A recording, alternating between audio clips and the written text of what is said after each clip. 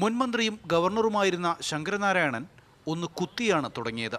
ഈ ഘടകകക്ഷി നേതാക്കന്മാരെയൊക്കെ ഞാൻ കണ്ടിട്ട് കുറേ കാലമായി. കണ്ടപ്പോൾ അവർക്ക് എന്നെ അറിയാം, എനിക്ക് അവരെ അറിയാം. കോടിയേരിക്ക് നന്ദി പറഞ്ഞാണ് രമേശ് ചെന്നിത്തല പ്രസംഗം അവസാനിപ്പിച്ചത്.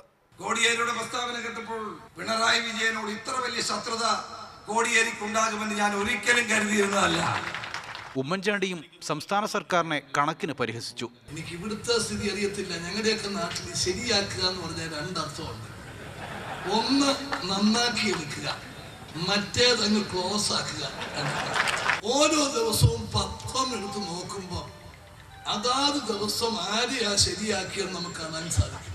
പാണക്കാട് ശിഹാബ് തങ്ങളുടെ പ്രസംഗത്തിന് പതിവിലേറെ ഒഴുക്കുണ്ടായിരുന്നു. 1,94,000 പരം വോട്ടുകൾ ഭൂരിപക്ഷം ഉണ്ടായിരുന്നു. എന്നാൽ നമുക്ക് തീർച്ചയായിട്ടും 2 ലക്ഷത്തിൽ കവിഞ്ഞ ഭൂരിപക്ഷം ഉണ്ടാക്കി തീർക്കുവാൻ എല്ലാവരും അതിനുവേണ്ടി ശ്രമിക്കണം. എല്ലാം കഴിഞ്ഞ് സ്ഥാനാർത്ഥിയുടെ ആത്മവിശ്വാസ പ്രകടനം. ഇപ്പോ കുഞ്ഞാപ്പ പോണം എന്ന് തങ്ങൾ പറഞ്ഞാൽ ഞാൻ പോയിരിക്കും, യാതൊരു സംശയവും. അവിടെ ചെന്നു കഴിഞ്ഞാൽ ഇനി എന്ത് ചെയ്യും എന്നാണ്. അത് ചെന്നതിന് ശേഷം വിമർശകർക്ക് കാണാം എന്നുള്ളത്. UDF-ലെ മറ്റ് ഘടകകക്ഷി നേതാക്കളും പ്രസംഗിച്ചു. മുഹമ്മദ് നൗഫൽ, മാതൃഭൂമി ന്യൂസ്, മലപ്പുറം.